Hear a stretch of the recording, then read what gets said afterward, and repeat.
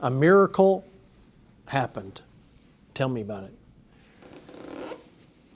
My father was invited to preach one night at a campground in Los Angeles called Bethesda.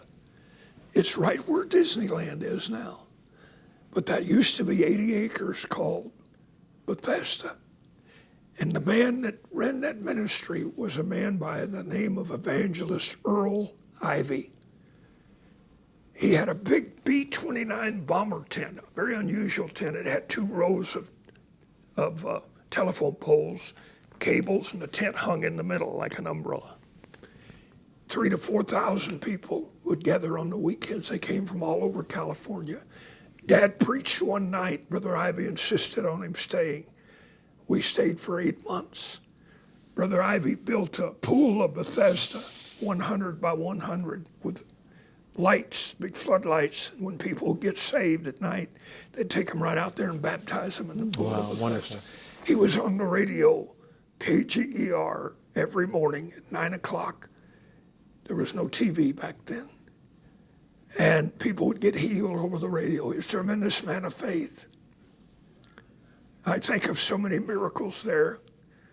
Perhaps the greatest was one day, he had 2 boys, Paul and David, and myself, and we were stair steps. One was 5, 6, and 7. I was the middle one. He invited the 3 of us to ride in his car with him downtown to get the post office to get his mail. We got to the post office. He parked across the street, and he turned around. He told us, said, "Boys, don't get out of the car. I'll be right back." And he locked the door. And we're sitting there playing. Well, after a little bit, PAULY jumped in the front seat. He opened the door. He jumped out of the car to go to his dad in the post office. A car hit him, a speeding car. I've remembered all these years, PAULY's body flying through the air, I'm guessing 20 to 30 feet, hitting the pavement in a pool of blood running everywhere.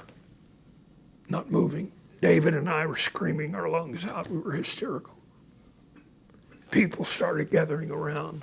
Somebody went in a doctor's office and brought the doctor out. He took a stethoscope and put it on PAULY's body and shook his head no. David said, "Oh, my brother's dead. PAULY's dead. PAULY's dead." And we're both hysterical. All of a sudden, that man of God come out of the post office, started down the stairs, and I can hear him now.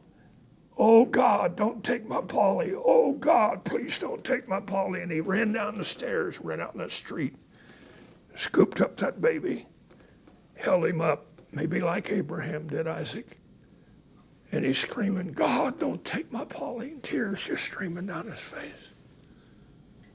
All of a sudden, PAULY started crying. David starts jumping up and down on the seat. "PAULY's alive, PAULY's alive." I heard him crying. And we both got hysterically happy. Short story, 2 weeks, we're all 3 out playing together. Wow. PAULY just died a few years ago, and here's a miracle that happened. I was thinking about this last night. I've had no contact with the family, but his sister called me last night. Wow. Saw me on Facebook, and she got my number and called. And PAULY just died a couple of years ago, but Philip, the oldest son, maybe 10 years older than me, he's still alive. And she's going to have him call, and she's sending us pictures of Brother Ivie and of the Bethesda campground. Wow. I was also with him in many other meetings, and I could go on and write books about miracles under the ministry of Earl Ivie. He was a man of faith. He dared to spend his faith.